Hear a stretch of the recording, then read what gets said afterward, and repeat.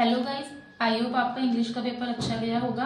चलिए आज हिंदी का पेपर डिस्कस करते हैं। जो मैंने 5 साल के जो क्वेश्चन पेपर होते हैं उनको एनालाइज करके बनाया है, तो ये आपको बहुत हेल्प करेगा आपके एग्जाम में। तो देखिए, सबसे पहले आएगा खंड अ, जिसमें आपको 12 एमसीक्यू दिए गए होंगे, जो एक एक नंबर के एमसीक्यू होंगे। ठीक है। फर्स्ट है, मैं मिलिट्री का बूढ़ा घोड़ा किस कवि की रचना है। तो एक क्वेश्चन तो आपको यहाँ से मिलने वाला है, कवि की रचना दी हुई होगी और उसके ऑप्शन दिए हुए होंगे। सेकंड क्वेश्चन है, जयशंकर प्रसाद का जन्म कब हुआ था। ये मोस्ट इंपॉर्टेंट क्वेश्चन है, तो बहुत अच्छे से करके जाना इसको। लेखक ने सभ्यता को किसका परिणाम बताया है। फोर्थ पॉइंट है, अभ्रक शब्द का तात्पर्य क्या है। फिफ्थ, रामचरितमानस का प्रमुख छंद कौन सा है। धारदार पर्यायवाची है। तो एक जो एमसीक्यू होंगे वो आपके ग्रामर क्वेश्चन में से आने वाले हैं। थककर लेट गए वाक्य में कौन सी क्रिया है। जैसे ये वाला क्वेश्चन ग्रामर में से था और नेक्स्ट भी ग्रामर में से है। ड्यूटी किसे कहते हैं। ये जो आपके क्वेश्चन पेपर हैं, जो आपके चैप्टर्स हैं उनके मिड में से पूछा जाएगा। लेखक के पिताजी किसका पाठ करते थे। लेखक ने हिरोशिमा में क्या देखा। घृणा तथा आश्चर्य का भाव प्रकट करने वाला अवयव कहलाता है। तो ये भी क्वेश्चन ग्रामर में से है। ठीक है। फिर लास्ट एमसीक्यू है, व्यक्तिवाचक संज्ञा है। तो इसमें से आपको देखा आपने 4 जो थे वो ग्रामर क्वेश्चन में से एमसीक्यू आए हैं और बाकी आपके चैप्टर्स में से आए हैं। तो यहाँ पे आपके 12 जो मार्क्स हैं वो कवर अप होंगे। ठीक है। अब सेकंड क्वेश्चन जो आपके पास आएगा वो है, रेगिस्तान की पूर्ति कीजिए, जो आएगा आपका 6 नंबर में। ठीक है। और ये पूरा क्वेश्चन जो आएगा ग्रामर में से आएगा, तो चैप्टर में से मत करना इसको, कि आप चैप्टर के रेगिस्तान लर्न कर रहे हैं तो वो वाला काम नहीं करना। ठीक है। फर्स्ट क्या है, हिंदी भाषा में मुख्यतः डैश प्रकार के उपसर्ग प्रचलित हैं। या तो क्वेश्चन पेपर में आपको उपसर्ग में ये वाला फिलअप दे देगा, या फिर आपको एमसीक्यू में भी डाल के दे सकता है कि अ उपसर्ग लगाकर ये वर्ड बनाया गया है, तो इसमें उपसर्ग पहचान लिए। ठीक है। सेकंड है, राम बहुत ज्यादा बोलता है। तो वाक्य में डैश क्रिया विशेषण है। फिर थर्ड है, विशेषण डैश प्रकार के होते हैं। वर्गों के सुनिश्चित व सार्थक मेल को डैश कहते हैं। अरावली शब्द डैश शब्द का उदाहरण है। पुरुषवाचक सर्वनाम के डैश भेद होते हैं। तो यहाँ पे आपका जो ग्रामर क्वेश्चन है जिसमें आपको उपसर्ग, प्रत्यय और सर्वनाम विशेषण ये टॉपिक्स दिए हुए हैं, तो यहाँ से आपके रेगिस्तान और एमसीक्यू ये 2 ही क्वेश्चन बनेंगे। ठीक है। अब थर्ड क्वेश्चन है, अपघटित गद्यांश का। तो जहां पे आपको गद्यांश को पूरा पढ़ के उसके बाद जो उसके क्वेश्चन होते हैं उसका आंसर देना है। ठीक है। तो ये तो आपके नंबर जो मिलेंगे आपको वो फ्री के नंबर ही मिलते हैं। तो यहाँ पे ये 6 नंबर कवर करते हैं आपके। ठीक है। अब फोर्थ क्वेश्चन है। फोर्थ क्वेश्चन फिर से पद्यांश है। पहला वाला थर्ड क्वेश्चन था जो गद्यांश था, अब पद्यांश वाला है, जहां पे आपको एक पोयम टाइप दी हुई होगी, जहां से आपको 6 क्वेश्चन को करना है। ठीक है। तो ये भी 6 मार्क्स आपके कवर करेंगे। उसके बाद नेक्स्ट अखंड यहाँ पे खत्म। अब ब खंड में आपको क्वेश्चन आंसर मिलेंगे। जो क्वेश्चन मोस्ट थे, बहुत ज्यादा पेपर में पूछे जाने वाले क्वेश्चन है, तो ये वो है। अब ये है लघुत्रात्मक प्रश्न, जो लगभग आपको 40 शब्दों में लिखने हैं।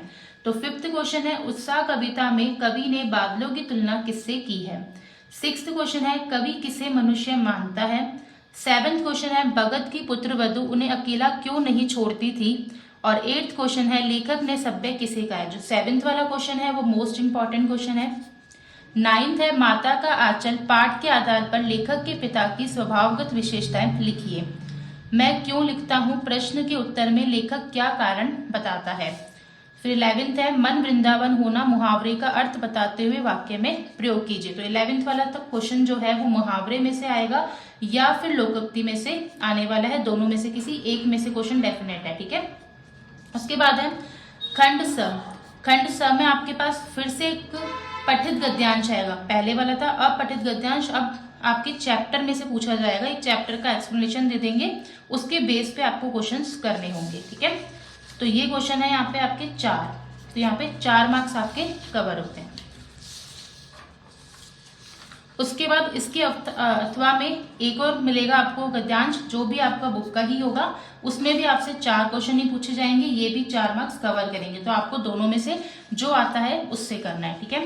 तो ये जो भी गद्यांश के क्वेश्चन है और जो भी पद्यांश के क्वेश्चन है, उसमें जितने भी मार्क्स कवर हो रहे हैं वो आपके फ्री में मार्क्स ही मिलते हैं। आपको देखना है और सही से करना है। और जो वर्ड्स दिए हुए हैं तो उन वर्ड्स को कॉपी में आपको बहुत अच्छे से देख के लिखना है, नहीं तो वो नंबर वहां पे कट जाएंगे।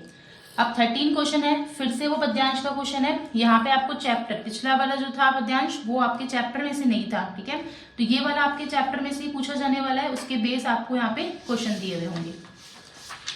तो यहाँ पे भी 4 क्वेश्चन है, यानी कि 4 मार्क्स ये आपके कवर करेंगे। उसके बाद इसके अथवा में एक और क्वेश्चन गिवन होगा, उसमें भी 4 क्वेश्चन, पद्यांश गिवन होगा, उसमें भी 4 क्वेश्चन होंगे जो आपके 4 मार्क्स को कवर करेंगे। अब 14 क्वेश्चन है, अट नहीं रही है कविता का मूल भाव लिखिए, या फिर इसके अथवा में क्वेश्चन आएगा, गोपियों द्वारा हमारे हरी हारिल की लकड़ी को कहने का क्या तात्पर्य। ये क्वेश्चन बहुत ही ज्यादा मोस्ट इंपॉर्टेंट क्वेश्चन है जो 3 नंबर में आपका पूछा जाएगा। उसके बाद 15 क्वेश्चन है, साहस और शक्ति के साथ विनम्रता हो तो बेहतर है, इस कथन पर अपने विचार लिखने हैं। मन्नू ने अपनी माँ को व्यक्तिहीन क्यों कहा था। ये इन दोनों में से कोई एक क्वेश्चन है जो 3 नंबर में आपका आने वाला है।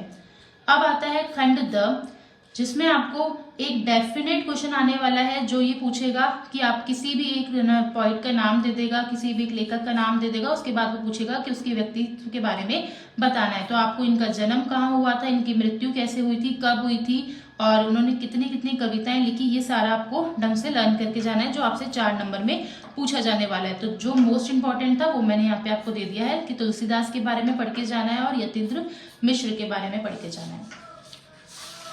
उसके बाद 17 क्वेश्चन है, साना साना हाथ जोड़ी पाठ में आम लोगों के जीवन पर क्या विचार व्यक्त किए गए हैं, या फिर इसके अथवा में क्वेश्चन आने वाला है, विज्ञान के इस दुरुपयोग के प्रति बुद्धि का विद्रोह स्वाभाविक था, मैं क्यों लिखता हूँ, पाठ के आधार पर स्पष्ट करना है, जो भी आपका आने वाला है 4 नंबर में।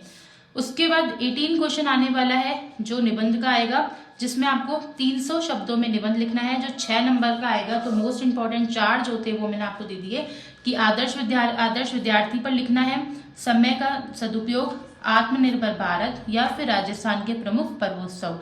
अब इसके अंदर जो ये टॉपिक्स दे रखे हैं उन टॉपिक को ही मेंशन करना, अपनी मर्जी से टॉपिक मत लिख के आना, ठीक है। अब उसके बाद आता है 19 क्वेश्चन, जिसमें आपको ये क्या बोलेगा कि आपको एक पत्र लिखने के लिए देगा कि स्वयं को शास्त्री नगर का सुधांशु मानकर अपने छोटे भाई को धूम्रपान एवं नशे की लत से दूर करने की समझाइश देते हुए एक पत्र लिखना है। यहाँ पे आपको अपने छोटे भाई को पत्र लिखना है, ठीक है, उसको आपको समझाना है इस बारे में। तो ये आपके 4 नंबर में क्वेश्चन आने वाला है। और यहाँ पे ये ध्यान देना कि पत्र में जो भी नाम दिया हुआ होगा तो आपको पत्र के आंसर में वही नाम लिखना है, आप अपना नाम नहीं लिख सकते, नहीं तो आपके मार्क्स कट जाएंगे।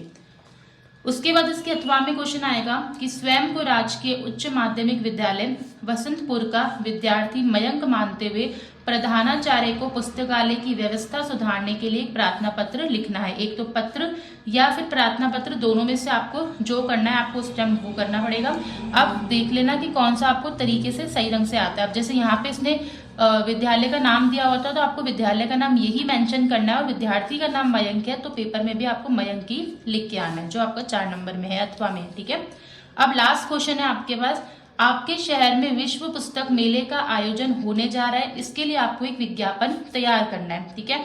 दोनों में ही विज्ञापन दे रखा है जो आपके 4 नंबर में आने वाला है। तो इसके अथवा में क्वेश्चन है कि आपके शहर में उद्योग निदेशालय द्वारा राष्ट्रीय हैंडलूम, मतलब हाथ से बनी हुई जो चीजें होती है उनकी आपकी प्रदर्शनी लग रही है, विक्रय मेला लग रहा है, तो उसके लिए आपको विज्ञापन यहाँ पे लिखना है 25 से 50 शब्दों में। और जो विज्ञापन लिखा जाएगा तो उसमें पूरी कोशिश करना कि आप जो ड्राइंग्स बना के आए उसी के बेस पे उसके नंबर दिए जाएंगे, ठीक है।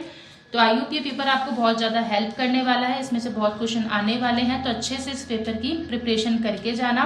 और अभी तक तो वैसे आपकी सारी प्रिपरेशन हो गई होगी, तो एक बार इस पेपर को अपने बेस पे करके जरूर जाना। और लास्ट जो वीडियो थी वो इंग्लिश के पेपर की वीडियो अपलोड की गई थी, जिस आई होप आपको उस वीडियो ने बहुत ज़्यादा हेल्प की होगी। Thank you.